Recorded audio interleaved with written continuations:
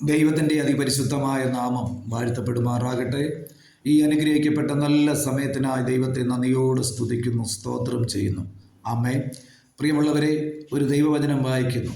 പൈതൽ വളർന്നു, ജ്ഞാനം നിറഞ്ഞു, ആത്മാവിൽ ബലപ്പെട്ടു പോന്നു, ദൈവകൃപയും അവൻ്റെ മേൽ ഉണ്ടായിരുന്നു. ആമേൻ. ഈ തിരുവചനത്താൽ ഒരു നിമിഷം പ്രാർത്ഥിക്കാം. പരിശുദ്ധനായ ദൈവമേ, സ്വർഗീയ പിതാവേ, അവിടുത്തെ പുത്രനായ യേശുവിൻ്റെ നാമത്തിൽ പ്രാർത്ഥിക്കുന്നു. ഈ തിരുവചനം വായിക്കുകയും കാണുകയും കേൾക്കുകയും ചെയ്യുന്ന എല്ലാ പ്രിയപ്പെട്ടവരെയും കുടുംബങ്ങളെയും വ്യക്തിജീവിതങ്ങളെയും അവിടുത്തെ കരങ്ങളിൽ ഏൽപ്പിച്ച് പ്രാർത്ഥിക്കുന്നു. കർത്താവായ യേശുവിൻ്റെ നാമത്തിൽ കർത്താവെ, ആത്മാവിൽ ബലപ്പെട്ടുപോയി ദൈവകൃപയിൽ ആത്മാവിൽ വളരുവാനും ദൈവം സഹായിക്കേണ്ടതിനായി പ്രാർത്ഥിക്കുന്നു. ഈ പകൽ കർത്താവായ യേശുവിൻ്റെ നാമത്തിൽ വായിച്ചു കേട്ട തിരുവചനത്തിൽ ഇന്ന് പകല് എല്ലാ പ്രിയപ്പെട്ടവരെയും താഴ്ത്തി ഏൽപ്പിക്കുന്നു.